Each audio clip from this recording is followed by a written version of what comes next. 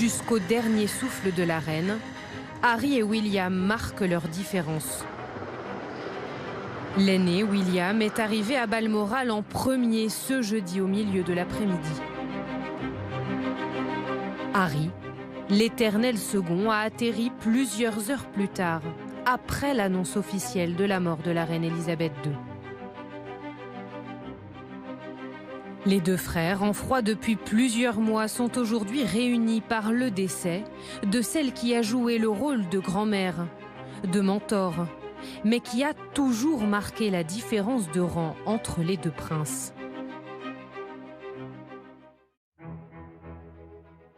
Dès l'adolescence, William noue un lien privilégié avec la reine, devenue une figure maternelle très importante pour les deux orphelins après la mort de Diana. De nombreux dimanches dans le mois, William, quand il était au collège, était invité à descendre dans la rue principale d'Eton, à traverser le pont pour monter au château de Windsor, où il déjeunait avec sa grand-mère et son grand-père. Et après le déjeuner, le prince Philippe quittait discrètement la pièce et il laissait la reine et son petit-fils parler ensemble. On nous a raconté que ce n'était pas une conversation entre une grand-mère et son petit-fils, mais une discussion entre une monarque et le futur monarque. Elle lui enseigne l'art de ne rien dire, de ne pas intervenir dans la vie politique, à l'inverse du prince Charles. Elle lui enseigne la nécessité de se tenir au-dessus de la mêlée partisane, la nécessité, comme elle, de ne pas être éclaboussée par le moindre scandale, d'avoir une vie privée, rangée.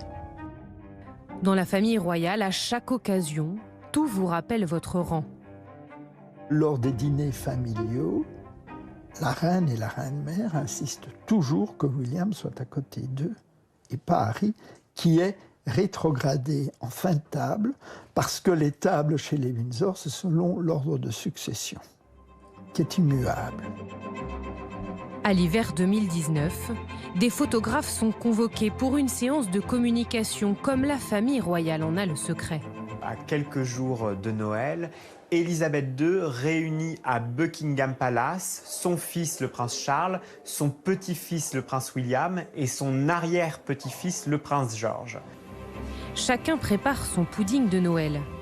Cette séquence peut paraître anodine, superficielle. Elle est pourtant hautement symbolique. Seul l'avenir de la monarchie est présent pour un cliché officiel. 4 générations d'héritiers au trône. Il y a un absent sur ce grand portrait de famille, c'est le prince Harry. Le prince Harry qui a toujours le second rôle, le prince Harry qui ne sera jamais roi.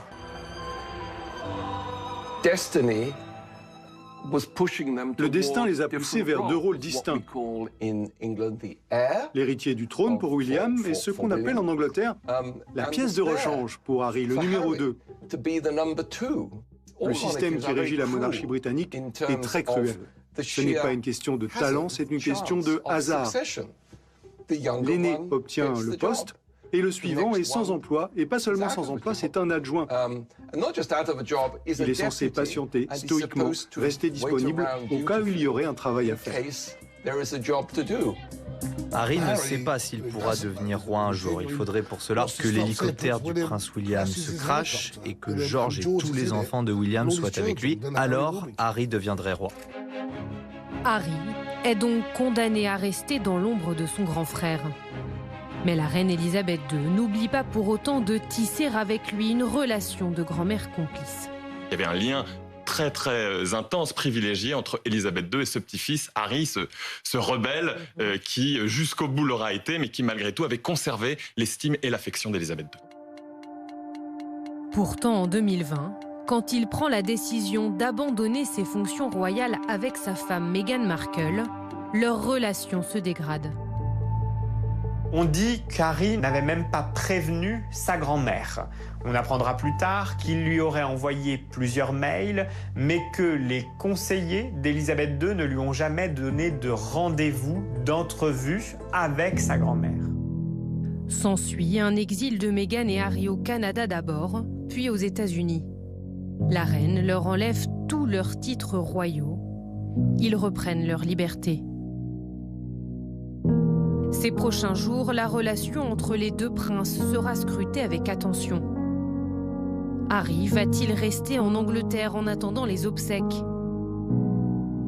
Et quelle image les deux frères donneront-ils au monde entier pour les funérailles de leur grand-mère?